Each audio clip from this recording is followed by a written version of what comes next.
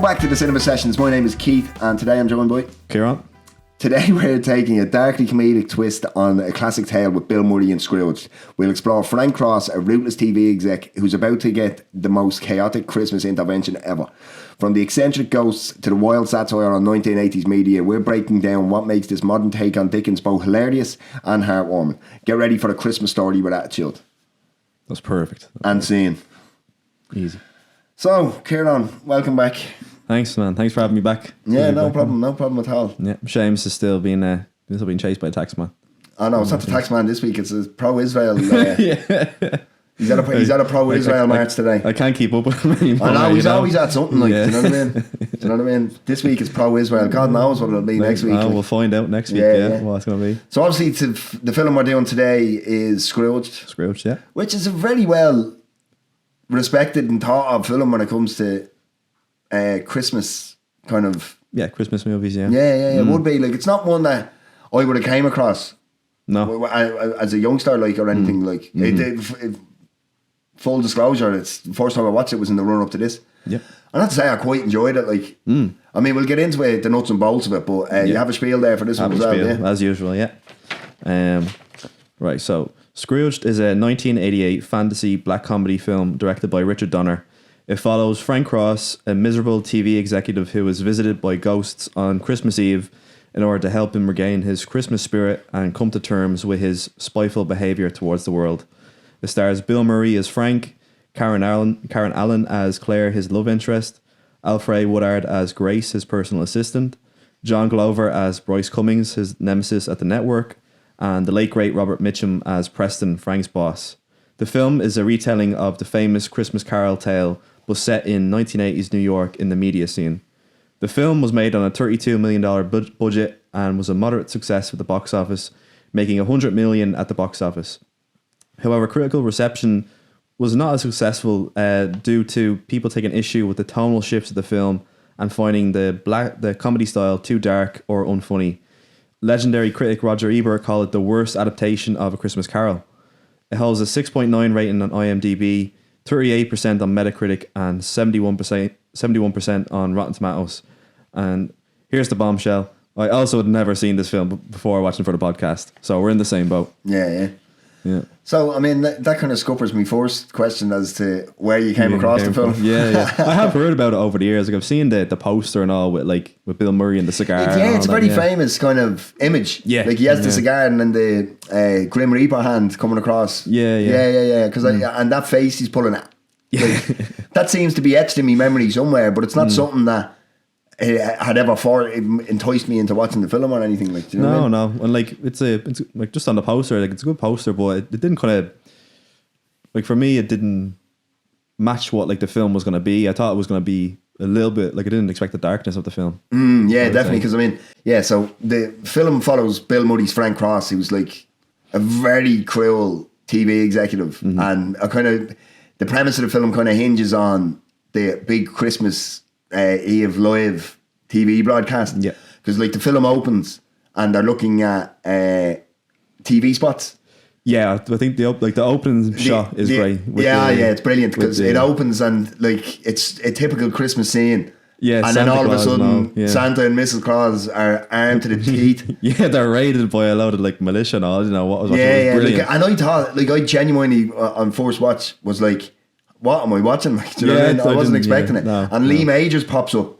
Yeah.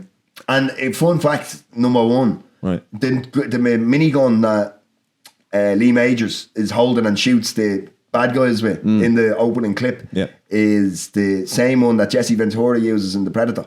No, really? Yeah, it's the exact same gun. Like, that's class. They kept like the same prop, like Yeah. See, that's it. Like, I mean, you'd be surprised at how much props are. Yeah, pass through movies and all. Yeah. Because I mean, if one is made and it looks great, they don't just put it in the bin, like, you know what I mean? Unless it's very specific to a particular film. I would have thought it was in Jesse Ventura's house or something. Yeah, kept it there for a rainy day. But so the film opens with those TV spots, and then we meet Frank, who is very clearly not a nice guy.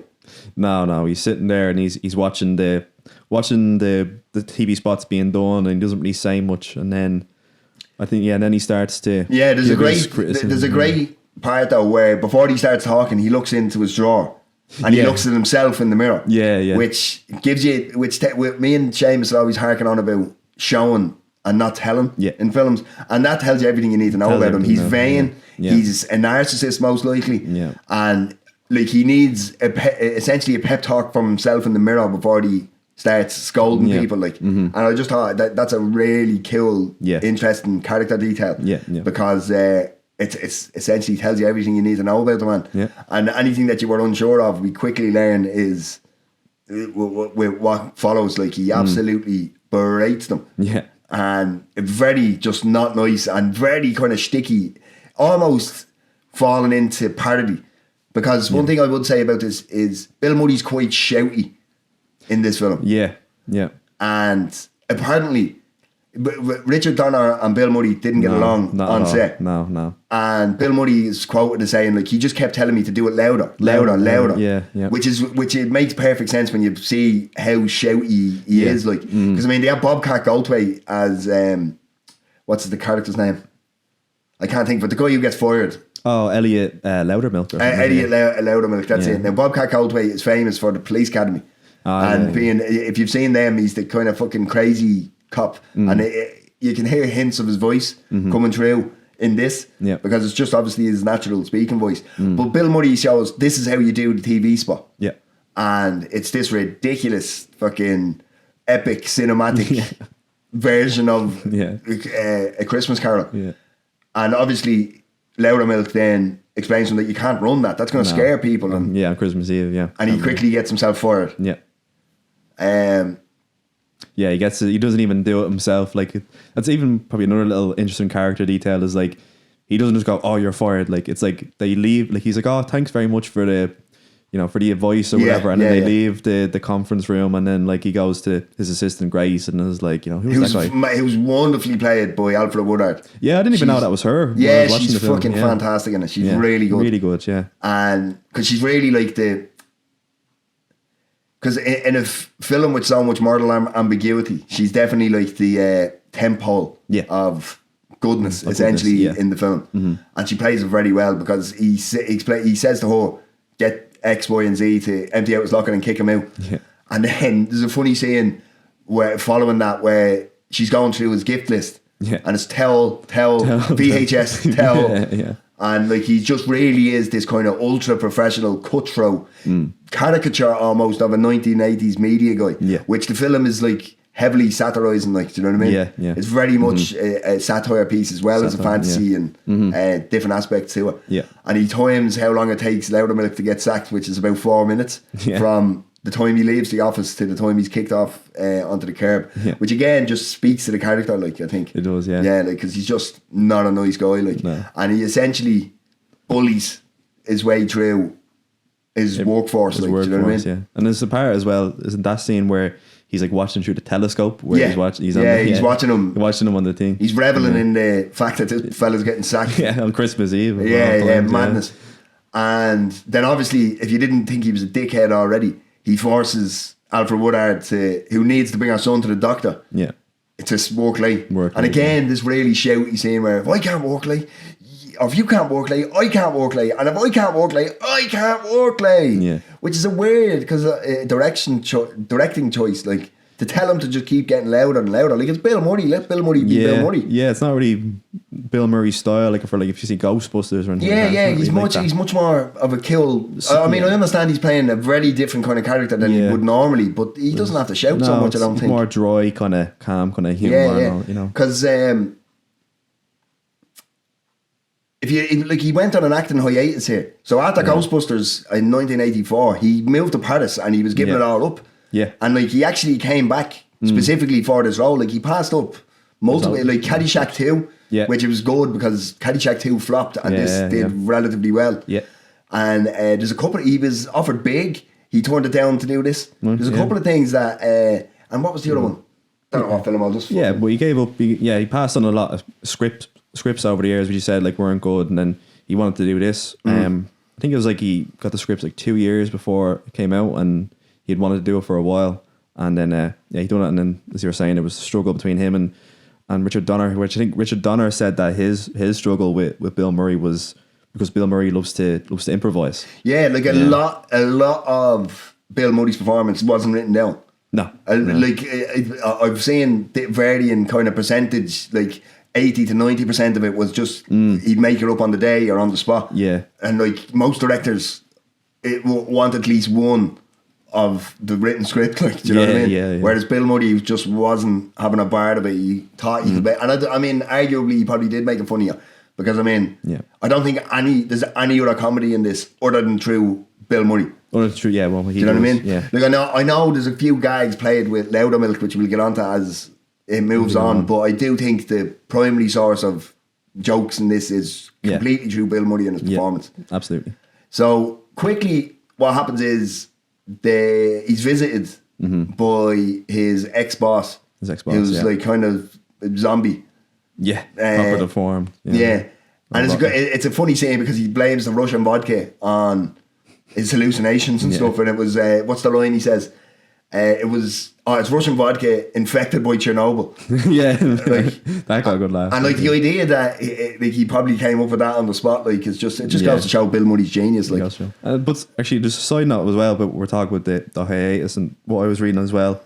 Like, it's good to see him do that, because I read that I don't think he was too comfortable making this film after Ghostbusters, because during Ghostbusters he'd be with other comedy legends like Harold Ramis and Dan Aykroyd. Well, this is like his first film where he's kind of like on his own as, you know, comedian wise, so he's having to do all his improvisations himself and all this sort of stuff, which I think he said he kind of struggled with, but you do see him like come out with his own sense of humour. 100%. Yeah. Like, because I mean, although it's not, you wouldn't argue it's a typically Bill Murray performance. Yeah, it's definitely Bill Murray. Do you know what I mean? Like, he's one of them actors that he embodies, even though you can see him in 10 different roles playing 10 different characters, at the end of the day it's Bill fucking Murray, as Woody Harrelson says in Zombieland. Like, do you know what I mean?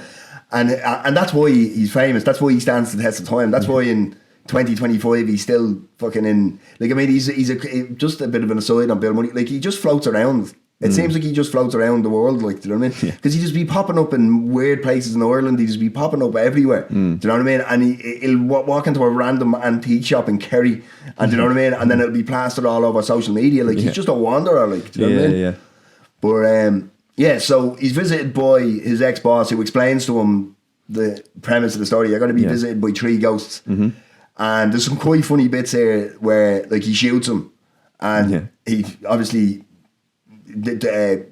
doesn't affect him, and then the ghost says, I don't mind you hitting me, but will you be careful of the whiskey? Yeah, which I thought was a very funny line. And so obviously he explains to him, you'll be visited by 3 ghosts starting from noon tomorrow. And we've also introduced to, who's the LA guy? Bryce Cummins. Bryce Cummins. And he's essentially what he fears that he's coming to take his job, or he's being muscled out. Yeah, so after it's explained to him, he also makes a phone call here to Claire, who's his ex. Yeah, it's like, it was a weird scene where it's like he doesn't dial it, I don't think, isn't it? Like, it dials it on its own. Which was an interesting detail. Because I always wondered that, like, and it goes to a voicemail, and he leaves obviously a somewhat erratic message. But obviously, you need that for in order to drive the kind of what would you say, the romantic key of the film. Need to get her involved. And so obviously he meets Bryce then, and he's invited to lunch by the boss, who is requesting that he makes programming for cats and dogs. Because they reckon in 10 to 20 years dogs and cats will be watching TV. And I have to be honest, like, I mean, obviously that's completely satirising stupid execs making stupid non-creative decisions. But and not once, it was only afterwards that I went, that's what they're doing. At first I took that purely on face value, that like, these fucking idiots would turn around and start making programming for cats and dogs, like, do you know what I mean? Because they're going to be the future watchers of TV, like, do you know what I mean? And you can definitely imagine some prick in 1980s New York going, I got the next idea, like, do you know what I mean? That's it. Fucking crazy shit. And he's invited then to dinner with them, to lunch with the guys. And actually, just a side note, what I like about the scene where I think they're in the elevator when he's with Preston, played by Robert Mitchum. He was good. I love him in the film. just what I like about that scene where they're in the elevator is you kind of see like Frank Cross for the first time be a bit more like stripped back, a bit more calmer, a bit more kind of like submissive in a way, which is like interesting when we see like the start of the film. He's like telling everyone what to do when he has like, you know, takes no shit from everyone and he's like very rude towards everyone. This is the first time you see him kind of like, okay, yeah, that's a good idea. Yeah, that's it. Like, because he's the boss in every other room except when Robert Mitchum is there, because ultimately he has a boss. But he does have the nice line then when the elevator closes and he goes, I wish I could fire him as well. Like, you know what I mean? Yeah. And yeah, so they're gone to lunch. So it's Bryce, Robert Mitchum and Frank Cross. Yeah. And he starts hallucinating that the guy, first it's an eyeball in his drink. Yeah. And he starts freaking out and nobody can understand what it is. And he sees that it's hit midday and he assumes that Bryce is somehow the ghost. And so he has this kind of makes a holy show of himself. But then he starts hallucinating then the guy set on fire. The waiter on fire. Yeah. And it's actually funny here because obviously what happens is he drowns him with water trying to put him out. I thought that was hilarious. Now the fall here afterwards was not scripted. No, if you watch it, like he slips on the water that he just threw on him. Do you know what I mean? Which is really fun. And they kept it in obviously because it does add to the kind of comedic effect. But I love finding them little interesting things like gaffes and stuff in films, because obviously it was an accidental fall, and this happened to him quite a bit, which I'll get into. Is he was injured quite a bit by some of the other actors and stuff, like, do you know what I mean, to the point where they had to halt filmmaking and stuff. So obviously he exits the restaurant after making a holy show of himself and gets into a cab. Actually there's a point here that we missed. He meets his brother in the office, and the street band that is playing is actually Miles Davis. Like the actual Miles Davis? The actual Miles Davis. Really, yeah. He's the jazz player. No way. He's in the band. And then there's also a film composer whose name is going to fucking elude me, but he's there as well. So they're all actual famous people. Yeah. Do you know what I mean? Yeah. And it should be noted that all his brothers, his actual brothers, are in this film. Yeah. All his acting. Every one of them. And so Miles Davis is there. I had to point that one out. No, of course. Because it is really interesting because it's just a glimpse. So as they're walking by, he's obviously insults the street band, and it's Miles Davis at the end of it, which is just like a nice thing. But you'd have to be eagle-eyed to see it now. But it's just an interesting detail. Like, do you know what I mean? I like that kind of stuff, especially like because I mean, cameos now have changed to the point where it's considered a cameo if someone has a speaking role and they're in a film for 10 minutes. That's not a cameo to me. Yeah. That's just a small part. Yeah. But a cameo is literally, to me, just someone pops in. They might say one line and then disappear. That's a cameo. A glimpse, like, or you miss it. Yeah, exactly. Yeah. That's what a cameo is to me. Like, not what it's kind of being bastardized into now. Yeah. So he gets into the cab after the lunch, and then we meet the first ghost, which is the ghost of Christmas Past. Yeah. Who is played by... Do we miss over the part where he meets the Karen Allen, or is that after this part? Oh, no, it's... I can't remember. Yeah.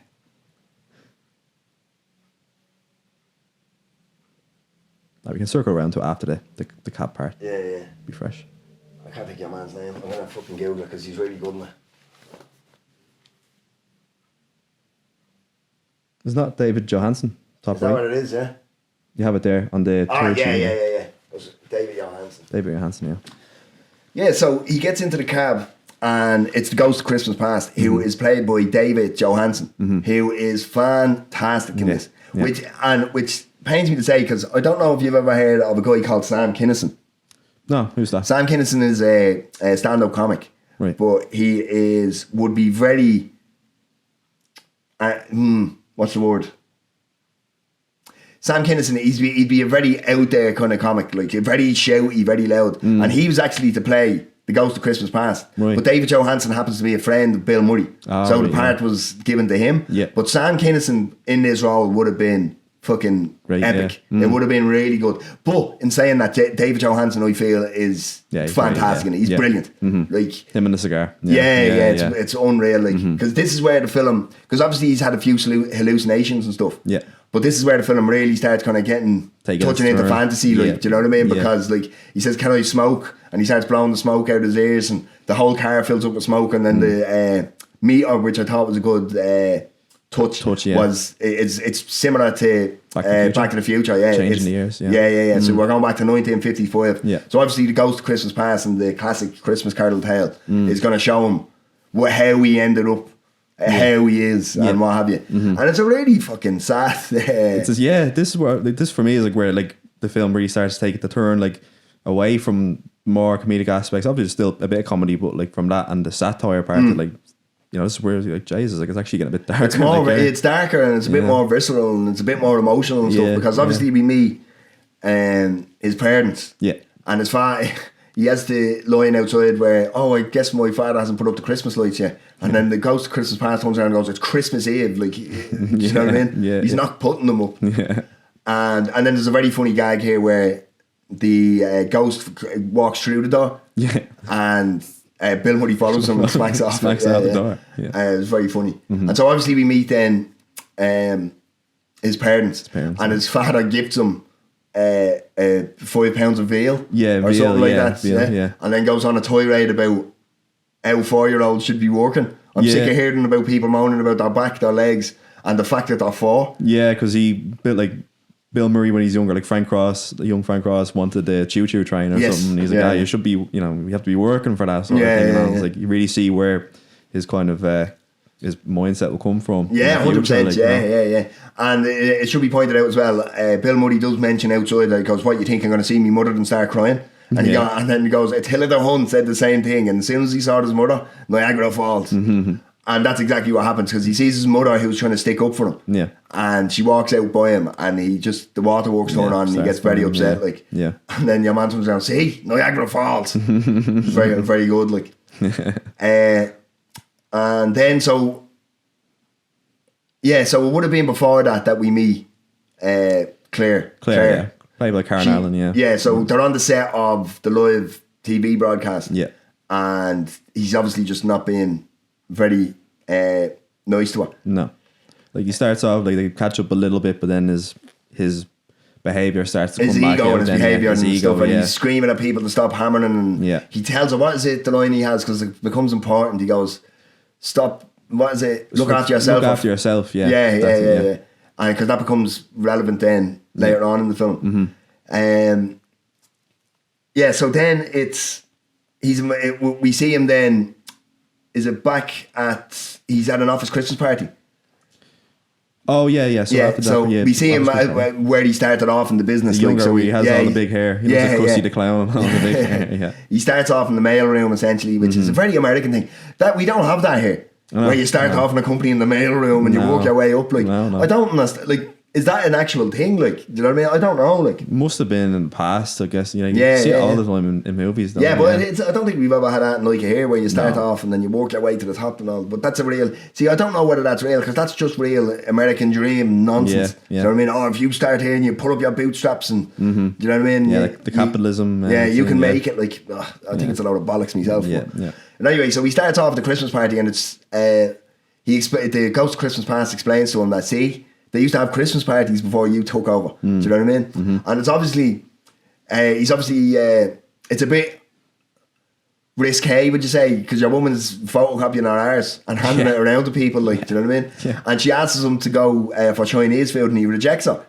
And him standing there as himself in the present and he's like, no, what are you doing? She's crazy, she's mad for you and all. Like, and he refuses to go. And this is where he meets Claire.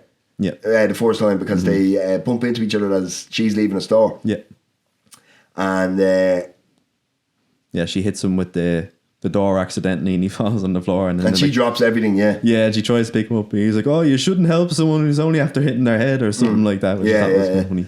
And so we're introduced now, and then we go to the TV show. What I can't think of the name of the TV show. The one where he dresses as a dog. Oh yeah, it's like. No, it's not Boogie or something like that. Boozer or something like that? I don't know. Booster. Oh no, Booster's in Jingle All the Way. Oh, he has him. Yeah, so he's working on a TV show and he's dressed as a dog, and it's essentially showing the breakup with him and Claire and what happened. Yeah. So obviously before he became the president of the station, he's invited by his former boss, who we've seen as the ghost previously, to dinner. Yeah. and but Claire has other plans, like they've organised to go and meet their friends. Yeah. Now, whose side were you on here? The part where like she wants to go for dinner with friends, thing, and he wants to move up the career ladder by going for dinner with his boss. Yeah. I want Bill Murray's side. Yeah, that's a tough question. Well, it's not tough. It's about you're on Bill Murray's side. Yeah. If you're not, there's something wrong with you. Because she's dead right. You can reschedule with your mates. You can't reschedule with the boss. Like, do you know what I mean? Yeah, I suppose. Yeah, I suppose it's a good point. Because now how he conveys that. It's like, why are you so selfish now? Yeah. That's what I think where he shoots himself in the foot. Yeah. Because if he had just been, oh, listen, please, then surely she would have been happy with it. But obviously that's not the man, that's not the character. Yeah, I feel like that's probably what makes me like a bit unsure about like what side to be on because of his reaction. His behaviour, like, yeah. Well, I suppose if you take that out of it and look at it like as a moral conundrum or something that makes more sense depending on what way you handle it. Yeah, exactly. Yeah. But so then obviously we bid adieu to the Ghost of Christmas Past, and he reawakens in his studio. Yeah, and he's been watching the rehearsals for the live broadcast, and this is the first time where he reappears, and you see Bryce is handling business on the show, and they're all wondering where he's been, and he's all erratic and all still. He's all shook up. And I don't think there's much happen between here and the Ghost of Christmas Present. I think it's mostly just a demonstration of Bryce's character and him just like, I have everything under control, and then it's like everyone leaves to go for lunch and all, and there's like this little part where like Bryce just kind of shows off and all, where it's like he sends everyone to lunch, and then Frank Ross is like, I always send people to lunch, and then Bryce is like, I'll just call everyone back so you can send them to lunch or whatever. It just shows like, it's a bit of a dick measuring contest between the two of them. But then Bryce leaves anyway, and then he leaves Frank alone, and that's when all the lights go off, and then we meet the Ghost of Christmas Present, played by Carol Kane, isn't it? Yeah. And this is, so she's quite physical with Bill Murray, and she actually injured him a couple of times. So there's this part where she's pulling at his lip, and she pulled it so hard that they actually had to halt filming for days. Like, do you know what I mean?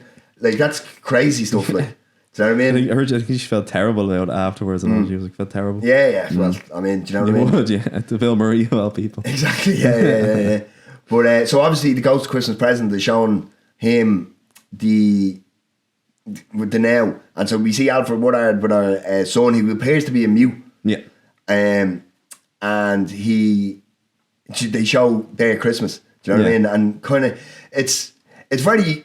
I think it's nice. It's obviously trying to showcase that she hasn't got two pennies to rub together, and they can't afford a Christmas tree and that type of stuff. But you do get the sense of they're still enjoying themselves because they're a strong family unit. Strong family. Do you know what I mean? They're all there taking care of each other. Yeah. And no adult black males. Oh yeah. Do you know what I mean? That's a bit of an aside. I'll probably edit that out. But, do you know what I mean? But do you know what I mean? There's no father figures or anything in there. It's all the strong, independent black women. Like, do you know what I mean? Which I do genuinely believe is Richard Donner and writers. This is what it is. Like, do you know what I mean? And then we're shown his brother's Christmas. His brother's Christmas. Yeah. This was a scene as well where I was like, it's a bit like hard to watch. I felt like it was. Yeah, obviously in the scene, his brother is with his wife or his girlfriend and like all their friends, and they're playing games, and then they mention he opens his Christmas present from Frank, which is, I think it's the VCR. It's not the tell. Because he there's that line where he goes, I didn't get you, because it was Alfred Woodard went, I'm not giving your brother the tell. Do you know what I mean? I'm going to give him the VCR. Like, do you know what I mean? And I just always thought it was funny that he gets so offended at the fact that she went behind his back and gave him the VCR. VCR, But he's opened the present to the VCR, and then it's a nice touch here as well where she covers his ears because she's the brother explains what he's gotten him, and she doesn't want him to know. Like she goes, I know something you don't know. You know what I mean? Because it is a really nice scene, which kind of really get harks into your head that maybe he's a victim of his environment, this fella. to Bill Murray, like, do you know what I mean? Because the way his brother speaks about him, I don't like, because everybody's trying to tell him, like, why do you keep inviting him? Like, because he's me brother. Do you know what I mean? Like, I'll never not invite him anywhere. Like, do you know what I mean? And it's a really, and you can tell that it kind of affects Frank Cross because of the way he acts, and he reacts kind of like brushing it off or somewhat aggressively. But that's because he doesn't know how to deal with the emotion of it all. Like, do you know what I mean? It was a tough scene where it's like, again, kind of what we were talking about earlier about like whose side are you on, is like, whose side would you be on in that scene where it's like with the brother, where like obviously we see what Frank is like, and you know, they even say like, oh, you always invite him to Christmas dinner and he never shows up, and then he's obviously trying to defend his brother, and it's like, it's hard to know which side is on. Obviously just like the whole, like the struggles between like siblings and all that. Like, what side would you be on? What would you think in that scene? Would you feel like you would be on the brother side where you'd be like, no, like, you know, I still love him, all that, or would you be on like the side of like, like, stop avoiding him? I have to be on. I'd probably be on the side of he's told you no so many times. Like, I'd definitely fall onto that, because I mean, I'd love to act as if I'm this fucking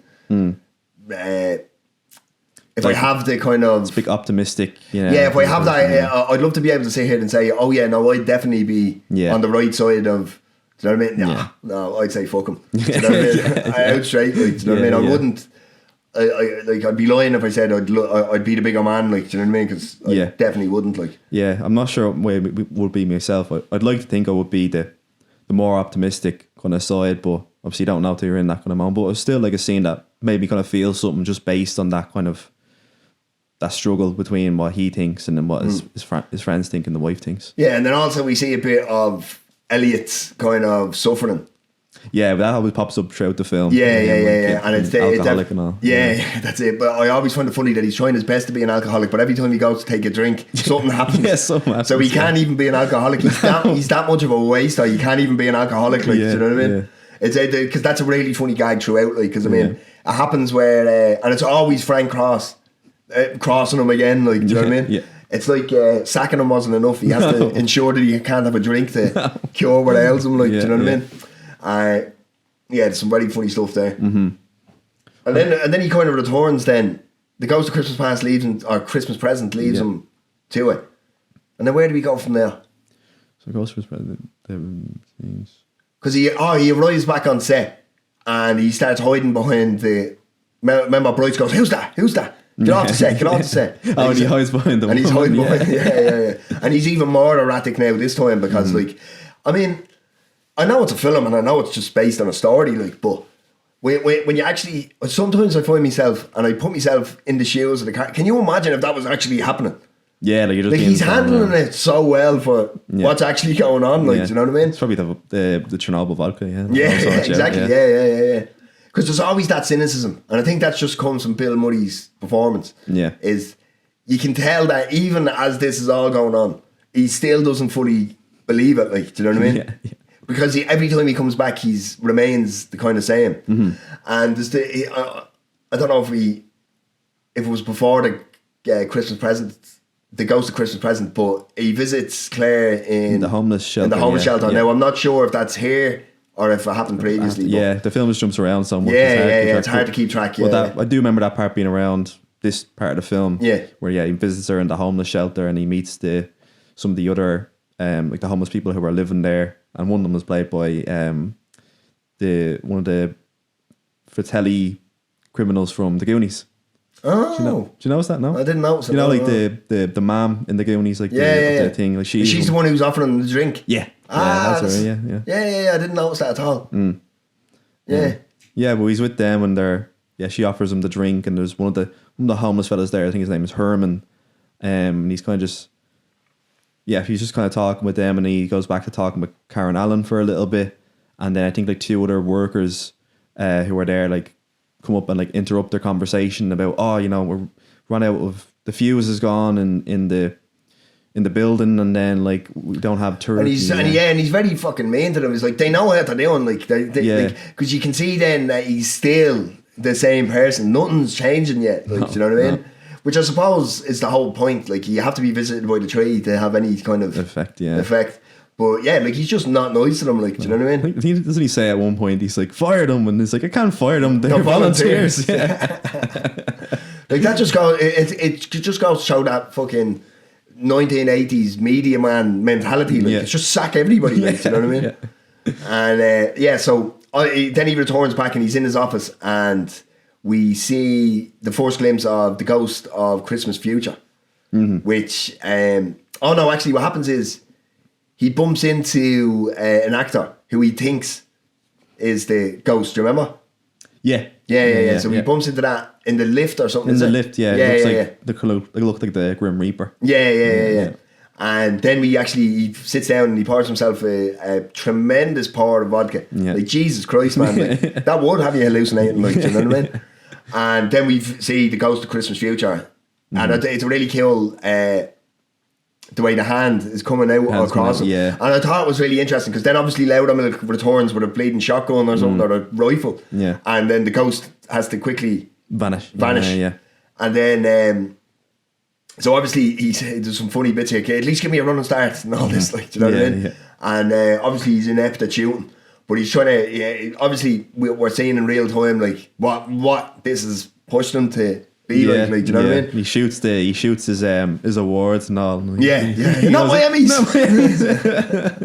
But it just goes to show what the character values, because he throughout the film he has the opportunity for human connection and he dismisses it. Yeah. But he gets so upset over his statues that are destroyed. There's like a painting on the wall or something. I think that gets shot as well. So here is the film, if it hasn't already, takes another quite dark turn as he's brought into his future with the ghost of Christmas Future. Yeah. So obviously we see Alfred Woodard and our son, who is, if this is what's going to happen if you remain on this path, and if you don't let her bring our son to the doctor and stuff like that, she's going to end up in a fucking mental asylum, an institution, padded walls, and it's just really it's like, oh my God, like, do you know what I mean?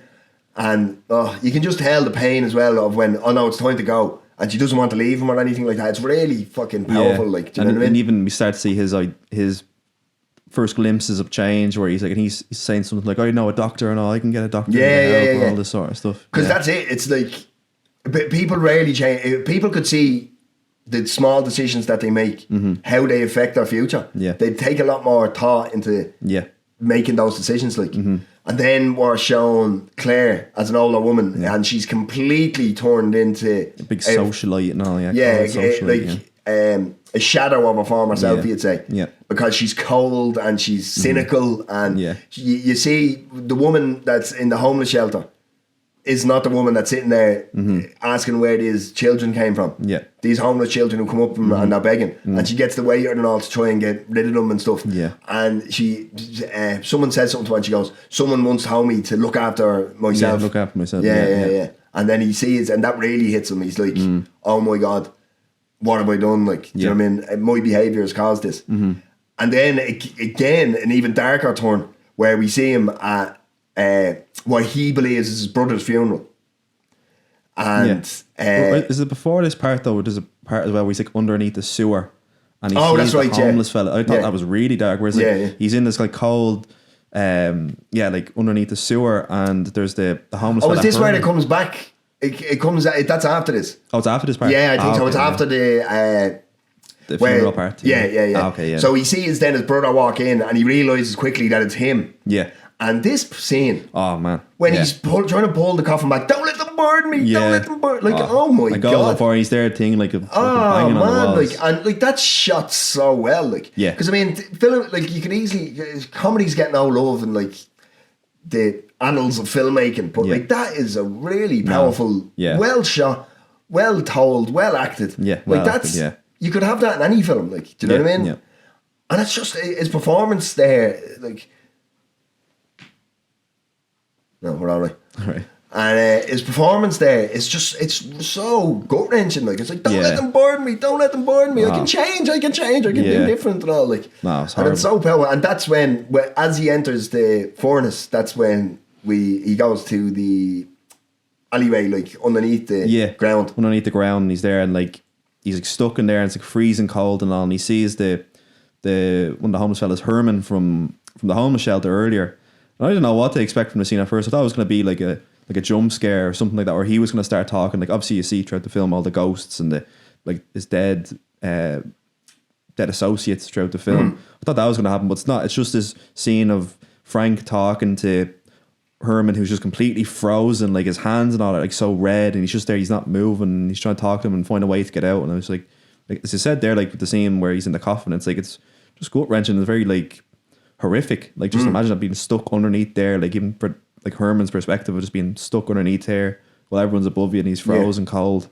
But Frank is just trying to find a way to get out, and eventually he does. He bursts his way through a door where I think he goes back onto the film set. No, he's back in the office. He's at the elevator. He's the elevator. And then he obviously he's had his revelation. He's had his come to Jesus moment, and he's kissing Loudermilk. Loudermilk, yeah. And he gets him on side and goes, "Yeah, we're gonna do something here." And so they take over the control room of the live TV show, which is now airing. There's no more rehearsing. It's on TV. On TV, yeah. And they tie up Bryce, and just Bobcat Goldthwait, Loudermilk, takes over with the rifle, and then Bill Murray goes down onto set, and he obviously starts speaking to camera about a really kind of big speech. Yeah. And it's all about forget consumerism. It's all love people, all this. It's just that's the type of thing. And he reconciles with Claire. He gets the phone call from Robert Mitchum, who gets through to Loudermilk, and then they explain, "Oh no, Bryce put him on." Like, do you know what I mean? This is his idea. Yeah. And so essentially the film wraps up. He's a changed man. You assume he hasn't said it, but you assume Loudermilk has his job back. Yeah. I think he says it when like the part where like when he's hugging him and all that, he says, "I'm gonna hire you back, I'm gonna up your salary," and all this sort of stuff. And he's like, "Are you the real Frank Ross?" Yeah. And obviously Alfred Woodard and all is there at the end, and he completely reconciles with Claire as well. Yeah. Which I think it definitely the film needed it, because you could see he took the turn into real who he is when he breaks up with Claire. Yeah. Earlier on in the film, because he's still kind of, because when he first meets her, he's a kind soul, like, do you know what I mean? He's helping her out, and then he kind of breaks up with Claire, and that's when he turns into the cynical arsehole that we meet at the start of the film. So it's important that he reconciles with her. Yeah. And then they break into a sing song. Yeah, they sing. I can't remember what the song says. Like, throw your hands and around me or something like that. I don't know what it is. Yeah, I don't know. I can't remember off the top of my head either, but it's a big huge number. Like, big huge number, yeah. And to the point where the credits start rolling and he walks up the camera and starts saying, only the men. The people on the right side, the people on the left side of the theatre. Yeah. And all this, like, okay, so obviously at the end then they take over the control room, and he gives what I can only describe as one of the best speeches in modern, well, it's not really modern, it's 1988, but you know what I mean, in recent cinema history, and it probably doesn't get the respect it deserves, because I mean, it's not just, and it's just, it needs to be said that like he would have improvised 90% of this. Yeah, it goes on for a while. Like it's nearly 7 minutes long. 7 minutes long, something like that. Yeah. And just the idea that he's just coming off the dome with this shit, like, and he plays it so emotionally as well, like, you know what I mean? Yeah. Which is because Bill Murray can be kind of deadpan in a lot of things, like, do you know what I mean? Whereas he's not in this. He's so emotional. Like, you see him tearing up as he's saying, Christmas isn't just a fraud, it's a feeling. And if you want that feeling, you can have it every day. You'd be greedy for it. Yeah. And it's really powerful stuff, like, because it's not just love one another as you would like to be loved yourself. None of this. It's not that cookie cutter kind of Christmas speech. Yeah, it's really powerful and really emotional and really visceral. Like, do you know what I mean? And then when he gets to the end of it all, and he looks at the little kid who's been mute through the whole film and says, "Did I miss anything, big man?" And he goes, "God bless us, everyone." And then the fucking Alfred Woodard is like, "What?" You know what I mean? And then he picks him up, embraces him, and then the dance number comes on, like, what's it? Put a little love in my heart. Put a little love in your heart. Like, that was great, because that's not cheesy either. And it should be. Yeah. Do you know what I mean? But it's not. And it's probably because you're just on a high from all speech. the lows and all the lows through the film as well. Him go because through so much. It does get so dark at times that it needed that big ending. Like, you know what I mean? Yeah, definitely. And so obviously, and then he comes up and spikes the camera and starts talking to people in the theatre. Like, you know what I mean? It's really like that should be all just cheers, but it's not. There's something. There's a freshness to it which I think has a lot to do with Bill Murray specifically. Yeah. Because I mean, if anybody else is doing that, you kind of go, ugh. Yeah, like, I mean? Imagine a different comedian who's very like wacky or something like that. Just going like taking it too far and just making it like a satire of itself or something. Or you know what I mean? Yeah, winking at the camera essentially. Yeah. But it doesn't happen here. Mm-hmm. And then obviously the credits roll and we're finished. Like, I mean, I suppose a question I'd ask is, how do you feel it does as a modern telling of A Christmas Carol? Yeah, I think it's a good modern telling in terms of like it does the adaptation of the original tale with you have the Scrooge kind of character who doesn't really appreciate Christmas or doesn't really appreciate people in general, and then you have the ghosts of the past, present, and future, and then like him learning as he goes along. And I think in terms of like it adapts that really well, and I think puts it into the modern, into a modern context in terms of like involving like the media scene, like the 1980s and all. Like, so obviously that would have been a big boom at the time. And all that, and consumerism. Like it adapts that really well and puts it a part of his character. And even like we see that throughout the film with his character. Like in a scene, one of the earlier scenes with the ghosts of Christmas past. He's trying to recite memories from his childhood, and he's like, "Oh, like it was like what one part he's like, oh, I used to be a baseball player and all that." And the Ghost Christmas Past says, "No, that was a TV show or something, whatever the name was for it."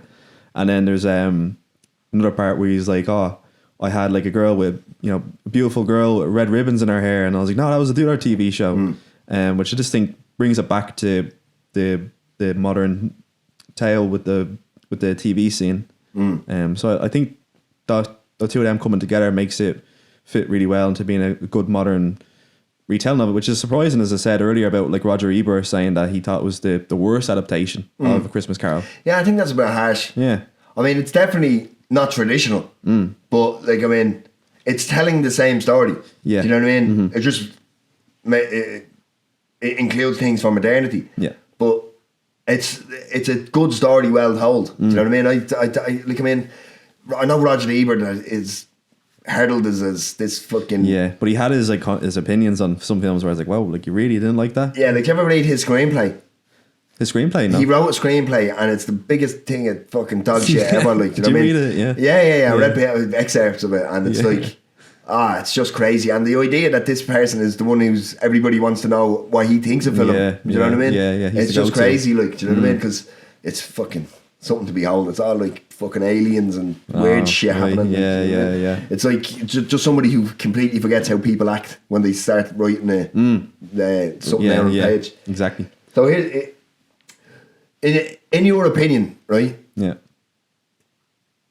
Is Frank Cross a villain or a victim of his environment, or both? That's a good question.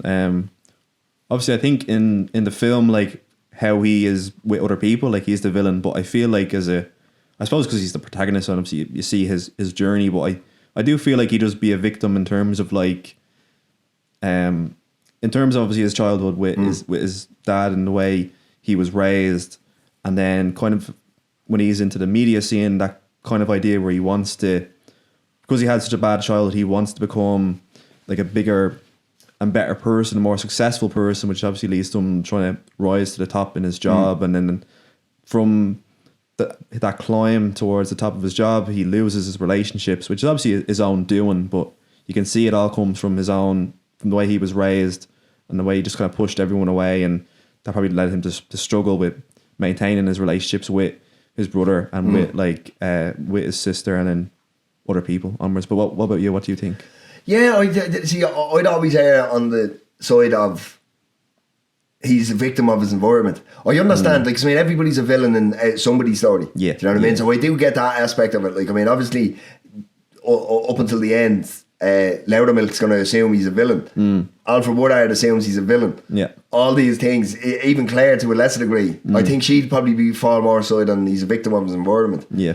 But I definitely err on that side. Like, I mean, because it's nurture rather than nature. Do you know what I mean? That causes people to become cynical or causes people to become aggressive or angry or anything like that. It's always people are. I believe people are a victim of the circumstances. Do you know what I mean? Plus, like what you actually mentioned with like, or what we've been talking about with Claire and then his brother is like they're the people that would have known him for a long time and at different points in his life. Obviously, his brother's known him his whole life, and Claire knew him from when he started in the job. Well, it's like I'd say with the other characters like Loudermilk or with Grace, they probably met him by the point where he was too far gone, or not too far gone, but you know when he was like reached past the point of where he became a cruel person. So that kind of I think would speak to the point of him being a victim of his environment. Yeah. Right now, so obviously, I know what my opinion on it is, but in your opinion, does the ending feel rushed or does it feel earned? That's a good question. I wouldn't say it's rushed because the film does like it jumps around a lot obviously throughout the film, but you do see like everything from like the setup to going from his past to his present to his future, and then once you get that past that, then you will just come towards a natural climax of him learning, especially after seeing like what he does in the future with Claire's future and what his future will be, and for the people around him. So I feel like it does kind of suit where, you know, imagine yourself if you've seen it where you're burning in a coffin or so, you know, frozen. Yeah, there's something very visceral about that. That would just like snap you off. Yeah, there's something visceral about that. You can't help but imagine it in being in that position, like, do you know what I mean? Yeah. And it's scary, the thought of that, like, Jesus Christ, man. And then you just see after that, he's just completely broken and just realises the meaning of Christmas and being a good person. That just, all of it just comes out then, that speech. I feel like even probably all the years of the repressed like good feelings he has just come out in that scene where he's just wanting to celebrate like Christmas and just being alive. And it just has to be said, the fact that he improv the majority of that speech is just mind blowing to me, honest to God, like, because it's so powerful, like, and it's very easy when you're just going off the cuff to start repeating yourself and all, like. Now I'm sure he probably had a couple of runs at it, like, but it's just so fucking good, and how emotional he gets at the end of it as well, drained, like, as well. His voice starts to go a little bit, like, now this was nominated for an Oscar for best makeup. Best makeup, wasn't it? Yeah. Which is interesting because I mean, essentially the only makeup in it is the ghost, but there's such an integral part of it. Like, you could definitely argue that it was deserving of an Oscar nod, like, for it, because they're all very individual in terms of their styling.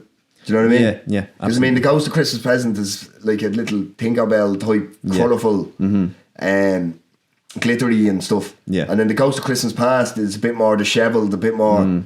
But he does have elf ears, which I found strange. Oh yeah. Yeah, he has elf ears, and I never quite put two and two together as to why that is. But he has them, and he looks great. So I mean, what are you gonna do? And then obviously, I mean, the Ghost of Christmas Future is just a guy in a mask, like, essentially, like. It's a guy in a mask, but isn't there one point where like Frank, like, because he thinks he's the actor and he pulls across the clock. Oh, that's right. Yeah. The souls or whatever living inside him. Yeah. Very bleeding Freddy Krueger and Nightmare on Elm Street. Yeah. But yeah, no, actually, I totally forgot about that. That's actually really good design as well. Yeah. And costume.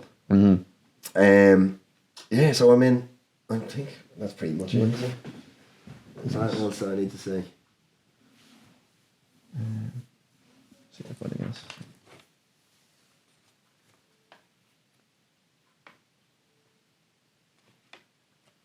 Yeah, like, I mean, I think as the film as a time capsule, like, it serves, like, forget I'm about to say forget everything about it and just focus on, like, it's essentially a cultural critique of 1980s media people. Yeah. Do you know what I mean? Like, it's very satirical and it's very kind of on the nose and a bit over the top. Yeah. But these are real people. Like, when you listen to people like celebrities or writers or actors or directors talking about these execs who haven't a fucking clue, they're money people. Yeah. They're not creative people.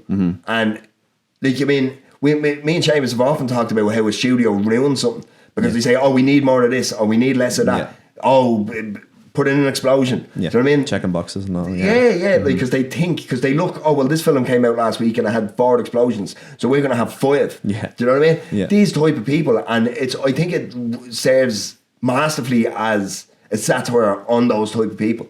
Do you know what I mean? Because obviously the core of the story is Frank Ross's redemption in his personal life. Yeah.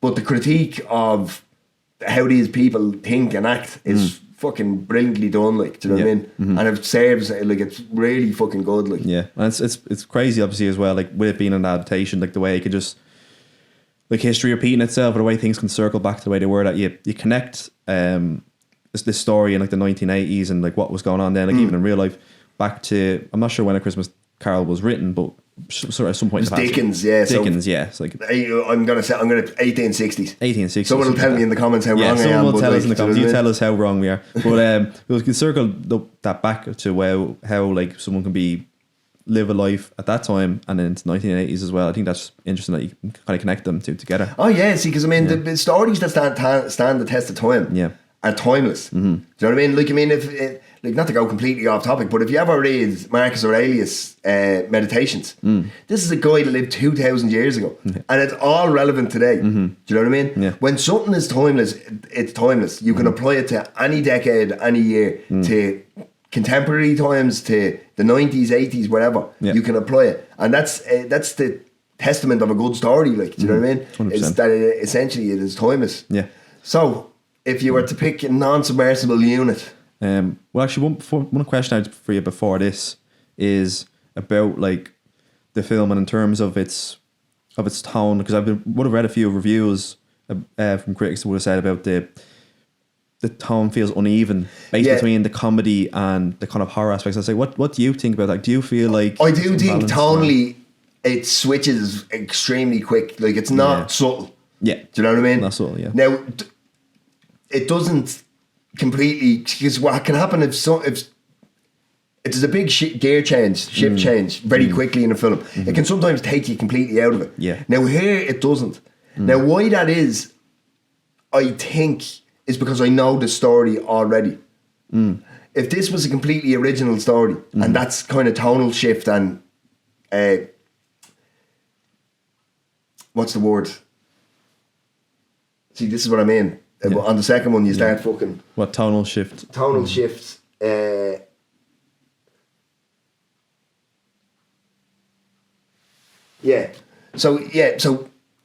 if this was a completely original story with these type of kind of tonal shifts from comic to fantasy to dark, I could definitely see myself getting lost in that and not being able to follow it. That's being God's honest with you. But because I know what A Christmas Carol is, I know the kind of bare bones of the story already. Yeah, I get you.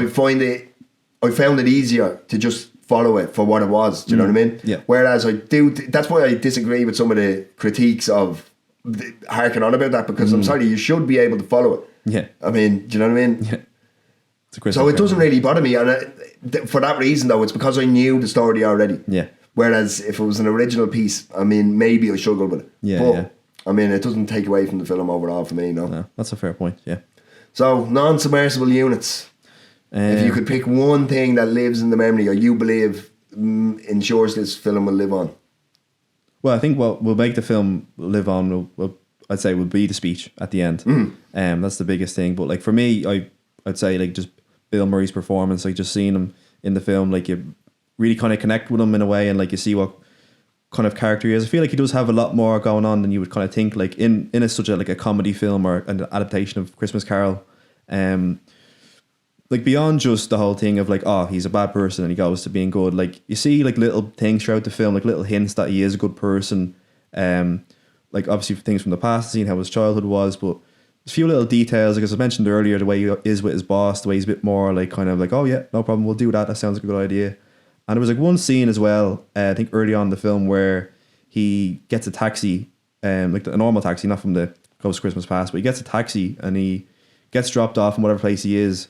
And then when he gets out of taxi, or when he's getting out of taxi, the taxi man goes like, oh, it's $4.50 or $4.85 or something like that. And he goes, there's $5.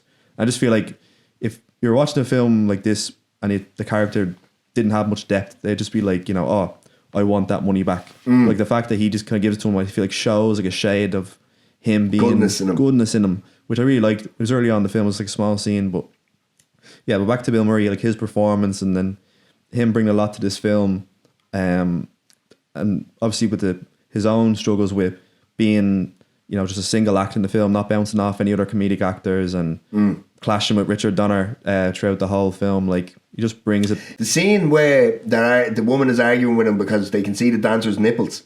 Oh, yeah. So one of the carpenters, who actually plays a carpenter in another film, I believe it's Lethal Weapon 2, but I might be wrong. Okay. But he turns and goes, sure, I can't see our nipples. And that was apparently improvised by the extra on the day, and they left it in. Because Bill Murray bounces off him and goes, yeah, see, and they're really looking. Do you know what I mean? That's a really funny part. Like, non-submersible units for me, I'd echo you. I'd say Bill Murray's performance, but I would have to say that speech at the end. Yeah. Because it doesn't seem formulaic. It doesn't seem cookie cutter. Yeah. It's really heartfelt, and it's really kind of well performed and the fact that he did it completely probably improv, like it's just really fucking special, like, do you know what I mean? So rating, this was one as well I was trying to think back on. I think I'd probably go from this conversation that we had and like hearing your opinion on it and just getting an idea about different things, I'd probably would give it a strong 3. A strong 3, yeah. Just middle of the road. I was gonna say, because back to like the tone difference. When I was watching it, I wasn't sure what to make of it between of how quick. Obviously, I know A Christmas Carol, but the way it was just going so quickly from at the start, I loved like the whole satire aspect of it and the comedic parts, and then when you get into the darker side and get away from the satire, which is like, I was more interested in the satire part of it, which made it a bit of I had to adapt to the rest of the film as it was going along. Yeah. But I think from this conversation and like remembering like about the speech and Bill Murray's performance and learn more about like what he was going through while making the film, I feel like it makes it give me a strong 3. I'd go 4. You go 4. So I'd elevate, because similar to you, my heart wants to say 3, but Murray's performance is so good in it 100%, that it just elevates it to an extra star, like, do you know what I mean? So I'd give it a decent 4, like, because I mean, and it's well worth a watch, like, do you know what I mean? Because for some reason I don't know if this film would be well watched over Christmas. You know what I mean? I never heard someone say, "Oh, I'm sitting," because you hear Home Alone, you hear Jingle All the Way, you hear The Nightmare Before Christmas. All these films, the Santa Claus that people sit down and watch, Die Hard. Like, and I don't know if this film is there, but it should be. I think. It is a really good watch to throw on over Christmas. Like, do you know what I mean? Do you think that you like obviously you said it's your first time watching it, that over the next few Christmases you might I can see myself returning to this 100%, like 100%, it definitely has rewatch value, like, do you know what I mean? Because it's very funny, it's entertaining, it's heartfelt, do you know what I mean? It's a solid film, solid film, like. Perfect. Deadly. So on that bombshell, we bid you adieu for another week. One more week. Like, subscribe, all that good stuff. YouTube, Instagram, TikTok. Let us know what you think of Kieran in Seamus' stay. Hopefully I'm still alright. Well, if you're not, they'll let you know. So let me know, so that's it pretty much from us. We'll have another Christmas film for you next week, and we'll see you then. Peace out. Enjoy.